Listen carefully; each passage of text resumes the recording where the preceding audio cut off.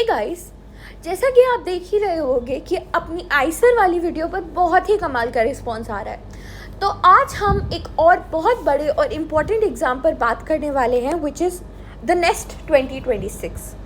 लेकिन एक चीज़ मैं यहाँ क्लियर कर दूँ, ये वीडियो बाकी वीडियोज़ की तरह जेनेरिक नहीं है। ये एक पूरा एनालिसिस एक्सक्लूसिवली नाइजर भुवनेश्वर के लिए है और हम एकदम factually correct marks versus rank का ब्रेकडाउन करेंगे, ताकि आपको कोई गलत इन्फॉर्मेशन ना मिले।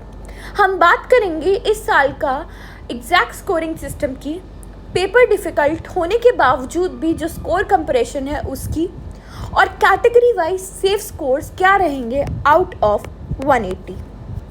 तो बिना किसी डिस्ट्रैक्शन के चलो सीधा पॉइंट पर आते हैं। सबसे पहले नेस्ट का बड़ा रूल समझते हैं, जिसमें 90% बच्चे हर साल गलती कर बैठते हैं। एग्ज़ाम में फिज़िक्स, केमिस्ट्री, मैथ्स और बायोलॉजी के सेक्शंस आते हैं। चारों सेक्शंस 60-60 मार्क्स के होते हैं और जिससे पेपर का टोटल बनता है 240 मार्क्स का। लेकिन ध्यान से सुनो, नाइसर की जो ऑफिशियल मेरिट लिस्ट तैयार होती है उसमें आपके स्ट्रिक्टली बेस्ट 3 सेक्शंस के स्कोर पर बनती है जो मेरिट लिस्ट है। इसका मतलब यही है कि आपकी फाइनल एवैल्यूएशन स्ट्रिक्टली 180 मार्क्स से होने वाली है। अगर आपका कोई एक सब्जेक्ट बहुत कमज़ोर भी है और उसमें बहुत कम मार्क्स आए तो कंप्यूटर उसे ऑटोमेटिकली ड्रॉप कर देगा।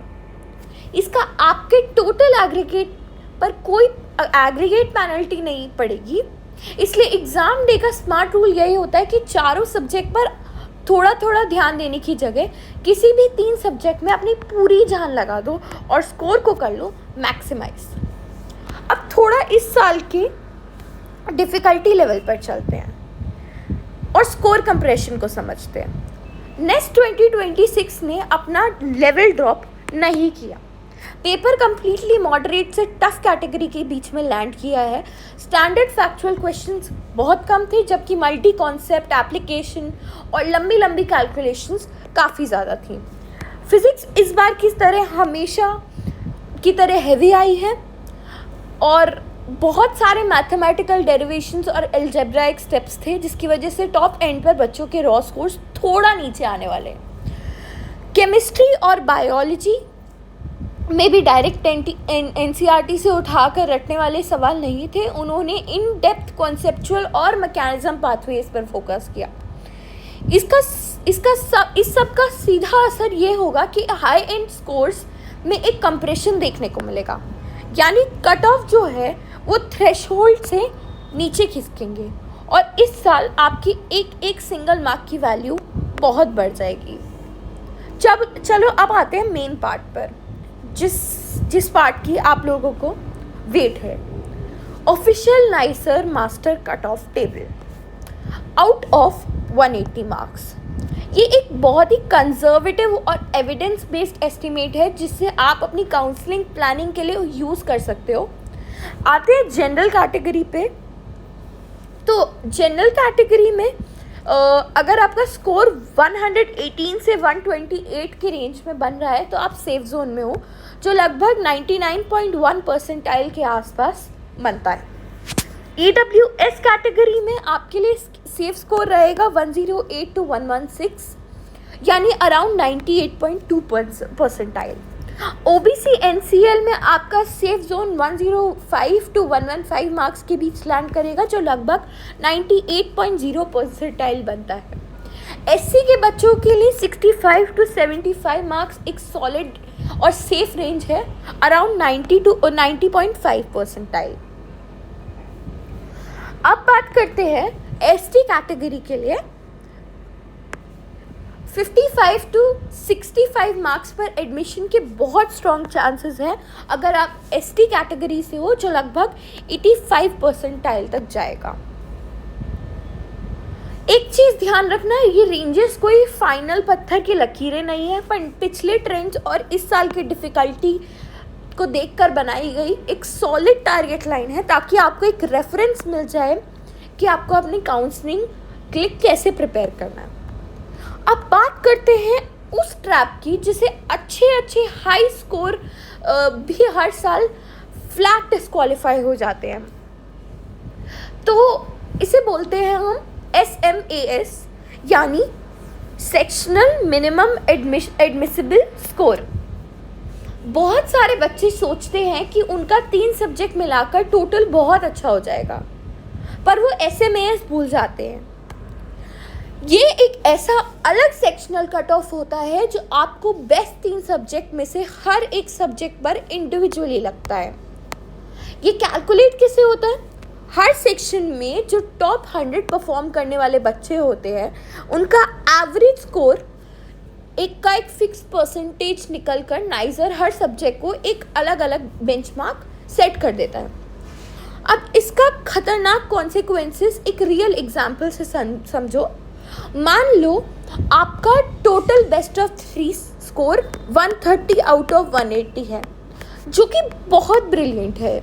लेकिन अगर आपने फिजिक्स या केमिस्ट्री में से किसी एक के SMAS कट ऑफ सिर्फ 0.5 मार्क से भी मिस कर दिया, तो आप सीधा डिस्क्वालीफाई हो जाओगे। आपको रैंक कोई अलॉट ही नहीं की जाएगी।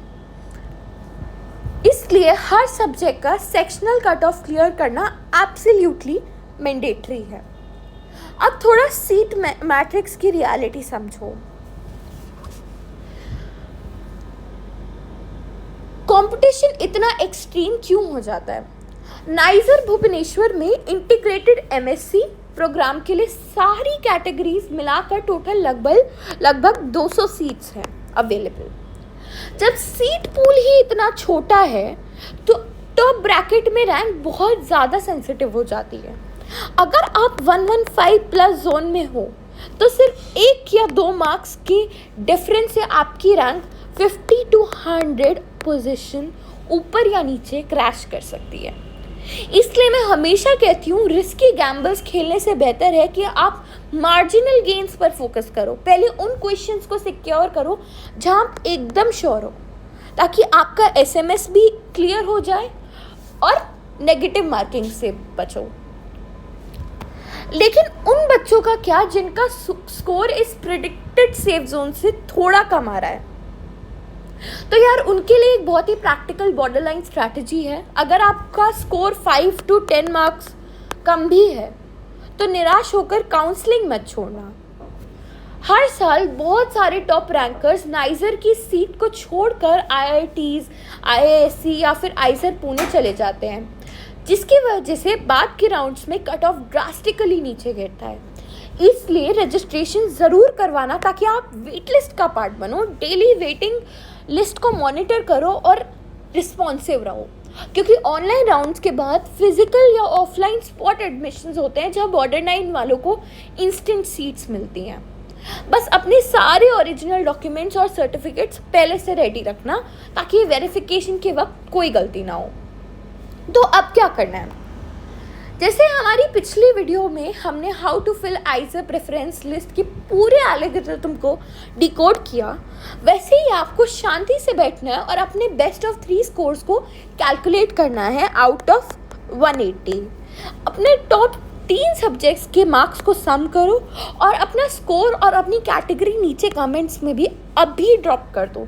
मैं हर एक कमेंट को पर्सनली चेक करके आपको बताऊंगी कि आपके एडमिशन पॉसिबिलिटी क्या है, प्रोबेबिलिटी क्या है, आपको ऑफलाइन राउंड्स तक रुकना चाहिए या नहीं, और कौन से डॉक्यूमेंट्स अभी से रेडी करने हैं। चैनल को सब्सक्राइब कर लो, क्योंकि अगले वीडियो में हम complete step by step niger registration playbook लेकर आने वाले हैं। बिल्कुल घबराओ मत, सही कैलकुलेशन करो और अपना स्कोर कमेंट करो। मिलते हैं अगले